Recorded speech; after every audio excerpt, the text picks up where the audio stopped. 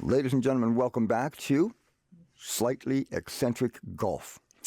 This episode is going to be fantastic because we're going to talk about one of my favorite subjects in the slightly eccentric golf realm.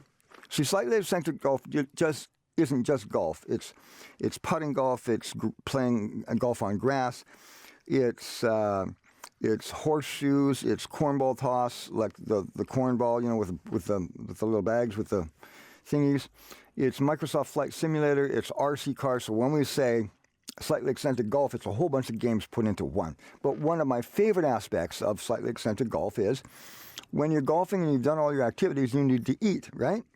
You need to eat as a community. So we came up with a carnivore club within the slightly eccentric golf platform. And all that means is we've just started a barbecue club. And we would encourage you to start a barbecue club where you live, in your little community, whether it's low-income housing, whether it's retirement, whether you live in a retirement village, or you just live in a community, a complex, and you've got a little bit of grass to throw some tables and chairs together. It is a lot of fun. Let me break down what we did, and let me tell you how ridiculously easy it was for us to host 3 barbecues in 3 days. Yeah, it was so much fun. If you're seeing the smoke, you're not seeing smoke. You're seeing the steam from my tea, so nothing is burning in the studio. So, last Friday,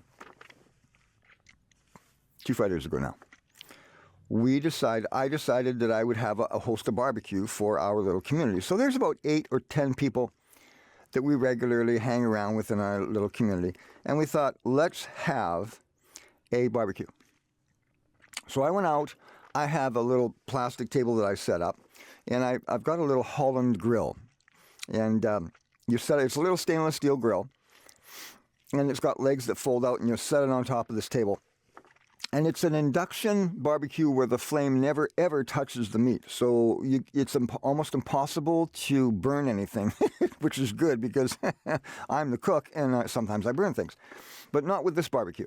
We go by temperature. We have a beautiful little temperature probe. So the first night, we did prime rib hamburgers. And these hamburgers had 75% prime rib meat in them. So we got half a dozen big, huge prime rib burgers, and we fed 8 people with them. 2 people just had to cut one in half, and each one got half a burger, and the others got a whole burger.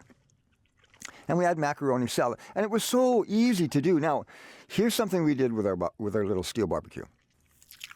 I went out and got a little container that holds wood pellets. Now, why do I use wood pellets over wood chips?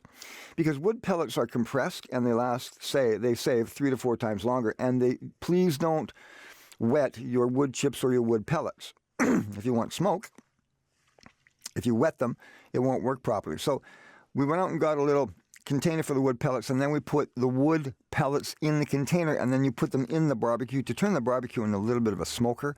My goodness, it makes a difference. So we had smoked barbecue sirloin tip burgers and macaroni salad for the first day, and it was stunning. And we brought out a couple of chairs, and everybody was around, and we just had the best time. And it was just like a spur of the moment. Hey, let's have a barbecue. So this is our carnivore challenge to you. We did 3 cooks in 3 days. So day 2, we're getting to day 2 now. We did smoked salmon. You know, you can go down to Costco and get this big bag. I think it's about $50, and you get about 35 or 25 salmon. They're wild-caught Alaskan salmon, and they're individually packaged. So we threw 8 or 10 of those on the barbecue. And someone donated one of our neighbors donated a dozen corn, which are peaches and cream. And in the Fraser Valley, there is no better thing than peaches and cream corn. So what we did was this with the corn. I learned this from the YouTube channel called Sam the Cooking Guy. If you have boiled corn before and you're kind of disappointed with the results when you take it out and it's just wet, it's a sloppy wet mess, try roasting them. So what Sam suggests is that you take mayonnaise, we take a silicone brush, and you brush the corn with mayonnaise. I will put pictures up as I speak. Mayonnaise instead of butter has an advantage. It's pure fat mayonnaise, and it sticks to the corn better in the barbecue or in an oven. And it roasts it roasts, it gives it the corn a sweeter taste, a magnificent taste. So I roasted the corn for about between 45 minutes and an hour at 400 degrees. You can do 375 to 400 degrees Fahrenheit. And then I take them out, and as soon as they come out, I dip them in a butter honey bath. I got a big bowl, and I put a pound of butter in and melted it, and put a couple ounces of honey in, and you stir that up on the stove, and make sure that's nice and warm. And as soon as the corn comes up, you bathe them in this honey butter sauce. Yes, your cholesterol levels should return to normal next year. And then just before, so if the corn has to sit there for 5 or 10 minutes before you serve it, you dip it in this butter honey sauce again just before you put it on the plate. Magnificent. Oh, it was just unbelievable. So for the spices, for the salmon, we had Montreal chicken. We had vegetable spices that you get at Costco. I'll put the pictures up. And then we had mango chutney or something like that, a spice. My brother-in-law really likes the mango chutney or the chutney mango.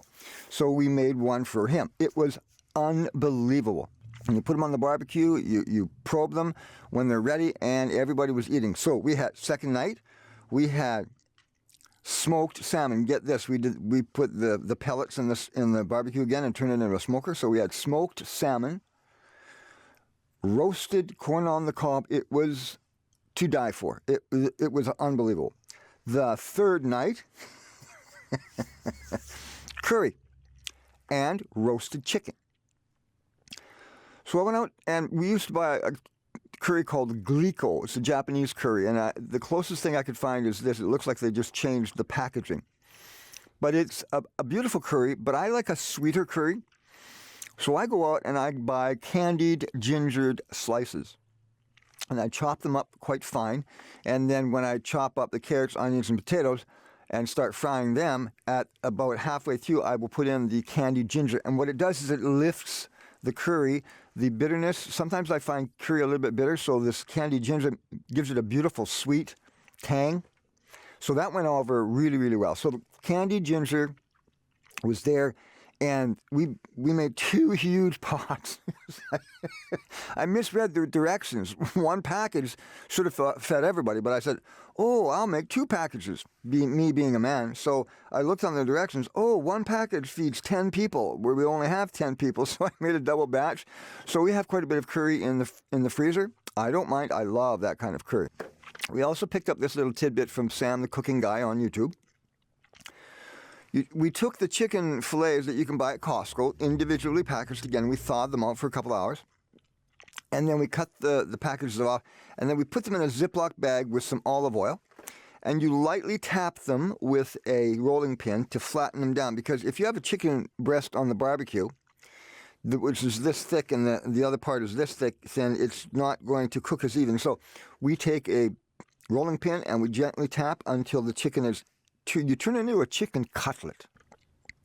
After we've turned it into a chicken cutlet, we let it sit in the fridge for about a couple of hours, and then just before we put it on the barbecue, we salt it with some Montreal chicken spice.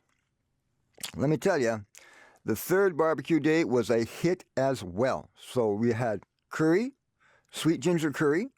We also had chicken cutlets. It was magnificent, and it was so easy to do, you guys.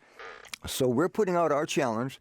We did 3 barbecues in 3 days, and it was so ridiculously easy. All they had to do, the neighbors had to do, was show up, load up their plates, sit down, and eat.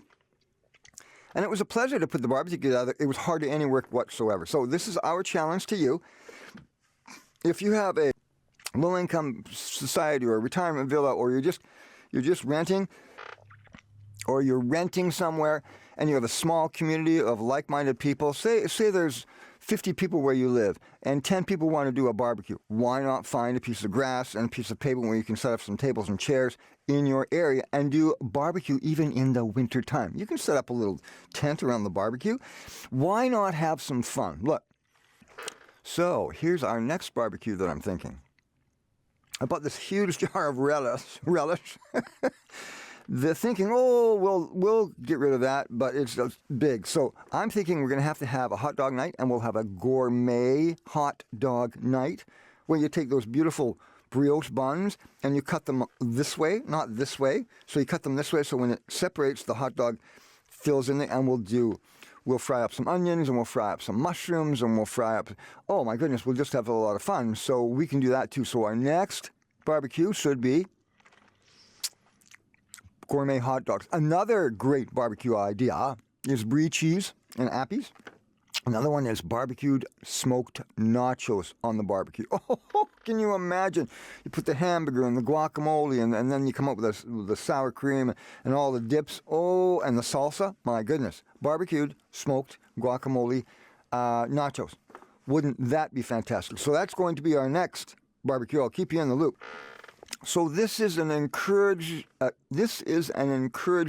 invitation. Let me know how your barbecue is turning out. Give me an email at slightlyeccentricgolf@gmail.com, and we'll get together and we'll trade a few recipes, because I've learned a lot from Sam, the cooking guy. I'm not a good cook, but he's turned me into a fairly passable cook.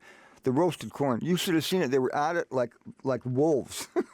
Okay, everybody, we'll see you next show. Bye-bye. Take care.